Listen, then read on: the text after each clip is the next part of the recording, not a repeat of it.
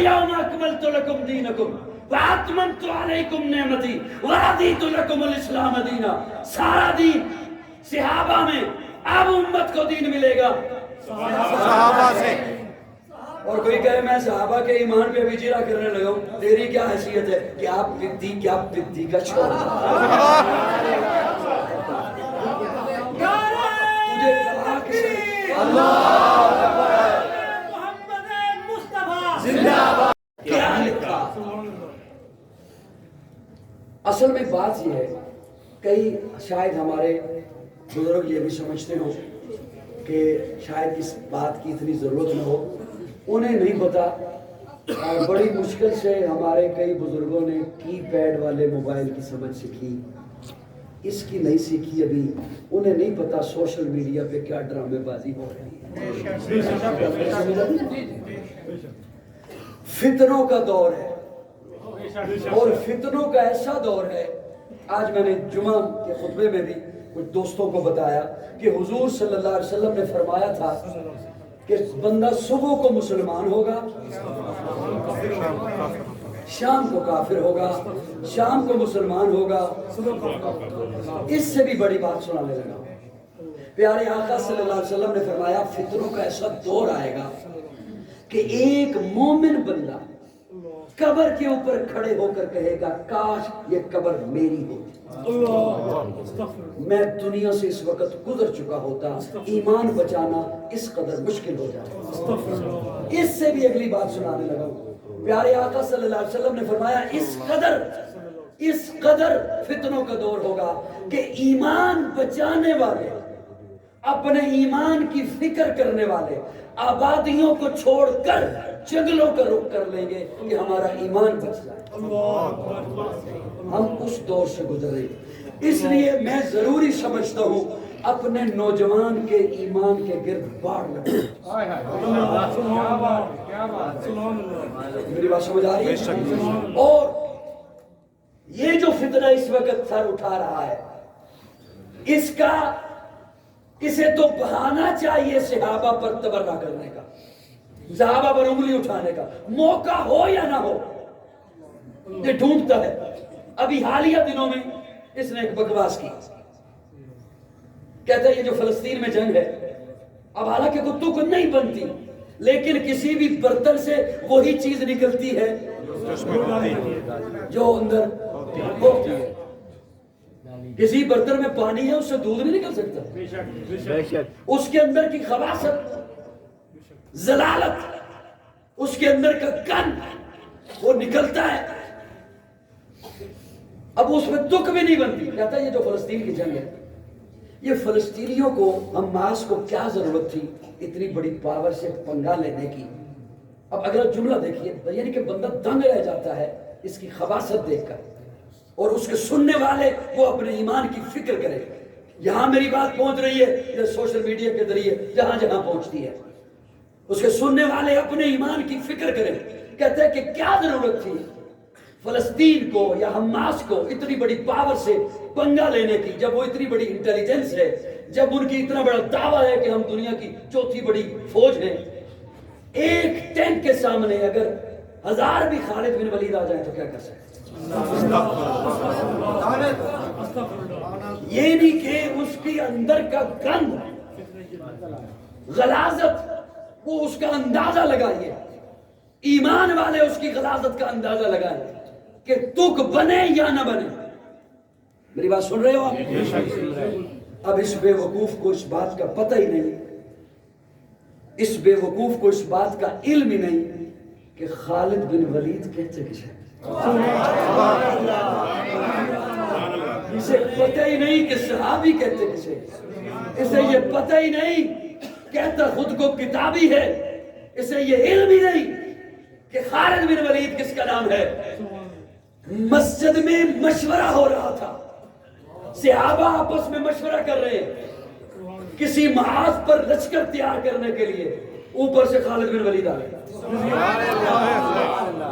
ہوش میں بیٹھنا حضرات، ہوش میں بیٹھنا.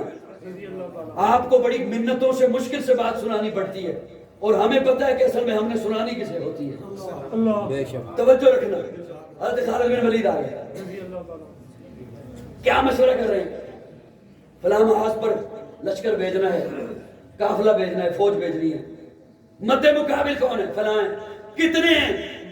صحابہ نے بتایا 60,000 جنگجو۔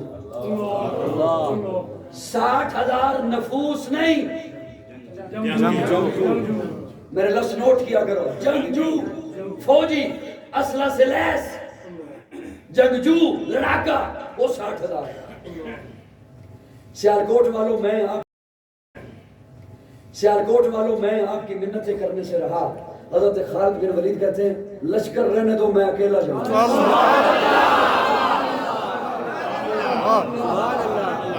لشکر نہیں، میں اکیلا جاؤں گا۔ صحابہ کہتے ہیں حضرت 60,000 جنگجو ہیں۔ فرمایا پھر کیا ہوا؟ میں اکیلا جاؤں گا۔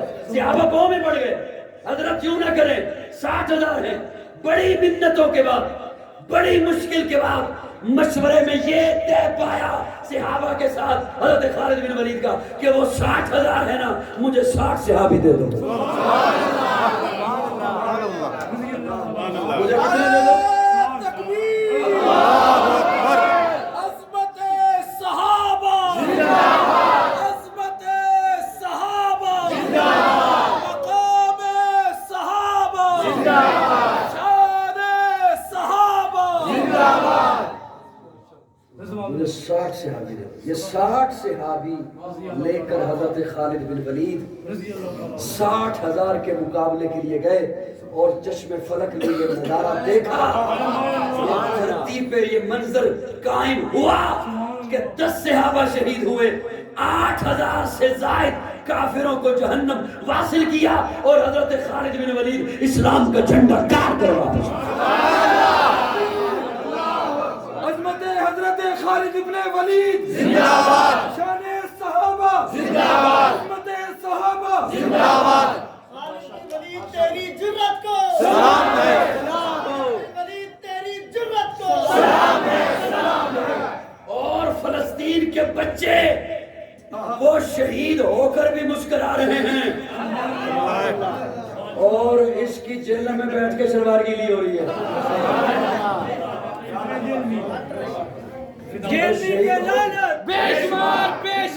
وہ شہید ہو کے بھی مسکرا رہے ہیں، وہ شہید ہو کر بھی مسکرا رہے ہیں، اور چھوٹے چھوٹے معصوم بچے، ان کی تربیت تو دیکھیے۔ کیوں سیالکوٹ والا دکھ ہوگا، میرا جملہ ضائع گیا، میں تفصیلات والا بندہ نہیں، چھوٹے جملے میں باتیں کہنے کا عادی ہوں۔ دکھ ہوگا، کیوں ایسے ہے؟ سوچئے تو صحیح، اس لیے کہ وہ فلسطین کے نفوس، وہ بچے وہ ہیں جو صحابہ کی اولادیں ہیں۔ اس سے اندازہ لگا لیے صحابہ کیا تھے۔ صحابہ کی اولادیں بے شک، وہ شہید ہو رہے ہیں، ایک دوسرے کو بچے کلمہ پڑھا رہے ہیں۔ کلمہ نہ بھی پڑھائیں تو جنت ہے۔ وہ اس لمحے میں، اس زندگی کی آخری سانس میں کلمہ نہ بھی پڑھے تب بھی جنتی ہے، وہ تب بھی جنتی ہے۔ لیکن ان کی ذرا تربیت تو دیکھیے۔ اور ایک بچہ تو بول کے اپنی ماں کو کہتا ہے ہائے ہائے ہائے، کہ اس وقت اگر جبریل امین بھی آ جائیں اور کہیں کہ کیا ضرورت ہے میری مدد کی، تو میں کہوں گا پیچھے ہٹ جاؤ۔ حضرت ابراہیم کی یاد کو تازہ کر دیا۔ سبحان اللہ۔ وہ تو وہ لوگ ہیں، اللہ انہیں آزادی نصیب فرمائے، اللہ ان کی غیب سے مدد فرمائے۔ اصل بات تو یہ ہے کہ یہ کام ہے حکمرانوں کا۔ دعا کریں اللہ ہمیں ہمارے مسلم حکمرانوں کو حیا نصیب فرمائے، مسلم حکمرانوں کو اللہ غیرت نصیب فرمائے، عرب کے شہزادوں کو اللہ غیرت نصیب فرمائے۔ صحابہ کو توجہ ہے صاحبان میری طرف؟ جی میں بس تھوڑا سا ٹائم اور لے رہا ہوں اور انشاءاللہ رخصت ہو رہا ہوں۔ لکھ دیا، کوئی پروفیسر نہیں کہہ رہا، کوئی ڈاکٹر نہیں کہہ رہا، کوئی ایم این اے نہیں کہہ رہا، کوئی چیئرمین سینٹ نہیں کہہ رہا، کوئی سپیکر اسمبلی نہیں کہہ رہا۔ سپیکر کا لکھا مٹ سکتا ہے، چیئرمین کا لکھا مٹ سکتا ہے، جج کا لکھا مٹ سکتا ہے، ایم این اے کا لکھا مٹ سکتا ہے، مولوی کا، قاضی کا، قاری کا، مفتی کا لکھا مٹ سکتا ہے، رب کا لکھا کوئی نہیں مٹا سکتا۔ اللہ فرماتے ہیں کاتب فی قلوبہم الایمان، میں رب نے لکھ دیا، توجہ، لکھ دیا۔ اللہ کہاں لکھا؟ ورق پہ، کرتاس پہ، دیوار پہ، بینر پہ، بورڈ پہ، کعبے کی چھت پہ۔ اللہ کہاں لکھا؟ کیا لکھا؟ اللہ فرماتے ہیں کاتب فی قلوبہم الایمان، میں نے اپنے معبود کے یاروں کے دلوں پہ ایمان لکھ دیا۔ سبحان اللہ، سبحان اللہ۔ اب اگر توجہ تھوڑی سی آپ کی شفقت ہے، میں چل رہا ہوں۔ کاتب فی قلوبہم الایمان، یہ اگر ظاہراً دیکھا جائے، حضرات علماء کرام بیٹھے ہیں، بہت چھوٹا ہوں، ان کے سامنے میری حیثیت طفل مکتب کی سی ہے۔ ایمان، اب لفظ ایمان، الف یا میم الف نون، ایمان یہی بنا نا؟ تو اللہ نے یہ تو نہیں فرمایا کہ یہ جو لفظ ایمان ہے یہ میں نے لکھا۔ اللہ اکبر، سبحان اللہ۔ میں نے کہا میں چبانے لگا، میرا اپنا ذوق ہے۔ یہی لفظ ایمان اللہ نے لکھ دیا۔ نہیں، آج اگر کوئی آپ کو کہے میں ایمان لانا چاہتا ہوں، کیا پڑھاؤ گے؟ کلمہ، بیٹھے ہو ٹر گئے ہو؟ منو بھی نال لے کے جا گئے، میں بیٹھا رہا تو تم ٹر جاؤ۔ یہ کیا اللہ نے ایمان لکھا؟ اس ایمان سے بڑا یہ لفظ ایمان؟ آپ کسی کو اب ایمان پہ لاتا ہے تو کیا پڑھاتے ہو؟ کلمہ۔ تو گویا اگر اللہ یہ فرما رہے ہیں یہ کلمہ میں نے لکھ دیا۔ توجہ، اللہ اگر یہ کلمہ اشہد ان لا الہ و اشہد ان محمد رسول، میں اپنے ذوق میں بول رہا ہوں، کئی معنی اس کے کر سکتا ہوں، ذالک فضل اللہ یؤتی من یشاء، لیکن ایک جملہ بولنے لگا ہوں ایک اپنے انداز میں۔ اللہ یہ کلمہ اگر میں لکھوں نا بینر پہ تو بینر سونا، میں لکھوں نا دیوار پہ تو دیوار سونی، میں لکھوں نا گتے پہ تو گتا سونا، میں لکھوں نا کرتاس پہ تو کرتاس سونا، میں لکھوں نا بورڈ پہ تو بورڈ سونا، میں لکھوں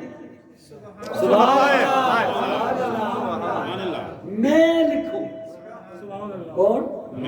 میں لکھوں تو وہ جگہ سونی۔ میں نے نہیں لکھا، آپ نے لکھا، اور دیوار پہ نہیں لکھا، ابو بکر کے دل پہ لکھا، عمر کے جگر پہ لکھا۔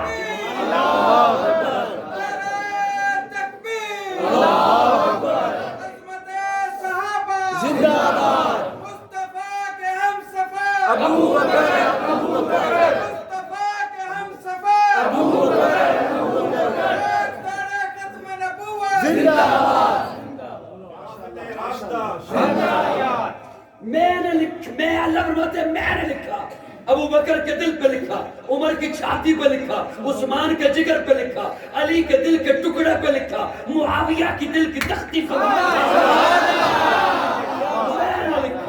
میں نے لکھا، توجہ، اللہ میں لکھوں تو وہ بورڈ سونا، بینر سونا، گتا سونا، دیوار سونی، میں لکھوں تو وہ جگہ سونی، تو تو بھی تو بتانا اللہ جہاں تو نے لکھا۔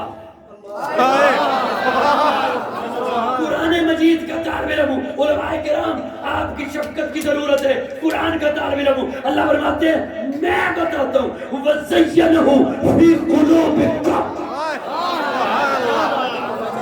وَزَيَّنَهُ فِي قُلُوبِكُمْ، تو یہ دل پوچھتا ہے کہ دل کیسے ہوئے، دلوں کی بات بعد میں کریں گے، میں نے جب ان کے دلوں پہ لکھا تو وَزَيَّنَهُ فِي قُلُوبِكُمْ، اب ایمان سونا ہوگا۔ سبحان اللہ، اللہ اکبر، سبحان اللہ۔ پہلی ملاقات تھی آپ کے ساتھ اور میں نے آپ پہ اچھا خاصا بوجھ بنا دیا، میں انشاءاللہ سمیٹنے لگوں بات کو، بالکل بھی سمیٹنے لگوں۔ اللہ فرماتے ہیں میں نے جب ان کے دلوں پہ لکھا نا ایمان، تو اب ایمان خوبصورت ہو گیا، ایمان سونا ہو گیا، اسی لیے تو مجھے حکم دے دیا، آپ کو حکم دے دیا فَإِنْ آمَنُوا بِمِثْلِ مَا آمَنْتُمْ بِهِ فَقَدِ اهْتَدَوْا، ایمان ایسا لے کے آنا جیسے میرے محمد کے یار لائے۔ بوڑھاؤ ایسا ایمان لاؤ جیسے ابو بکر ایمان لاؤ، ہائے ہائے جوانوں ایسا ایمان لاؤ جیسے عمر ایمان لاؤ، تاجروں ایسا ایمان لاؤ جیسے عثمان ایمان لاؤ، بہادروں ایسا ایمان لاؤ جیسے علی ایمان لاؤ۔ وَإِنْ آمَنُوا بِمِثْلِ مَا آمَنْتُمْ بِهِ فَقَدْ اهْتَدَوْا۔ اللہ رب العزت ہمیں دین اسلام پر کاربند رہنے کی توفیق عطا فرمائے۔ میں نے تقریباً 1 گھنٹہ 20 منٹ آپ کی سمع خراشی کی، اللہ رب العزت میری حاضری کو قبول فرمائے۔ ان لفظوں پہ اکتفا کرتے ہوئے اجازت چاہوں گا۔ آپ کو دعوانا الحمدللہ۔